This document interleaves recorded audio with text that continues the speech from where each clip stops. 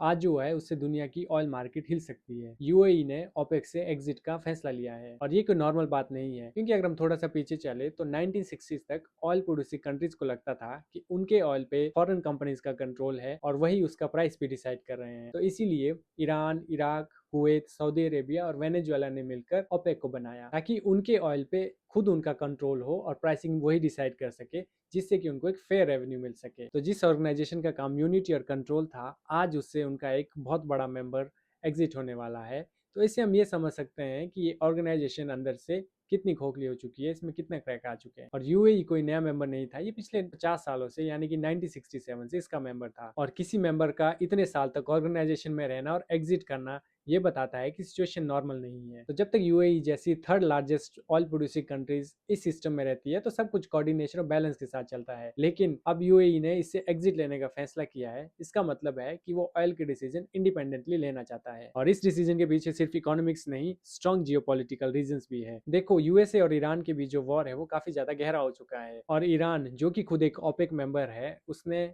UAE पर drone और missile से काफी सारे अटैक किए और दूसरे ओपेक नेशन ने इसमें कोई ज्यादा यूएई का स्टैंड नहीं लिया। और दूसरा इसके पीछे रीजन ये भी है कि जो स्ट्रेट ऑफ हॉर्मुज है वहां पे जो डिस्ट्रप्शन है काफी ज्यादा बढ़ चुकी है और यूएई के पास ऑयल होते हुए भी वो अपने ऑयल को बेच नहीं पा रहा है। और क्योंकि यूएई ओपेक का हिस्सा है तो वो अपनी मर्जी से ऑयल प्रोडक्शन को इंक्रीज डिक्रीज नहीं कर सकता है। लेकिन अब यूएई ने डिसाइड किया है कि वो ओपेक से एग्जिट करेगा, तो इसका मतलब ये है कि वो अब ऑयल पे डिसीजन इंडिपेंडेंटली लेना चाहता है। और यूएई की ओपेक से बाहर होते ही ऑयल मार्केट में काफी डिस्ट्रप्शन आएगी, क्योंकि इसके बाद यूएई अपनी मर्जी से ऑयल के प्राइसेस को इंक्रीज डिक्रीज कर सकता है, ऑयल प्रोडक्शन को इंक्रीज डिक्रीज कर सकता है। और हिस्ट्री कहती है कि जब जब ऑयल मार्केट में डिस्ट्रप्शन आई है उसका वर्ल्ड की इकोनॉमी पे गहरा प्रभाव पड़ा है, क्योंकि इससे ट्रांसपोर्टेशन महंगा हो जाएगा, इन्फ्लेशन आ जाएगी और सारा दबाव आम आदमी पर आएगा। तो यूएई के ओपेक से अलग होने के डिसीजन पे आपकी क्या राय है, हमें कमेंट में जरूर बताएं।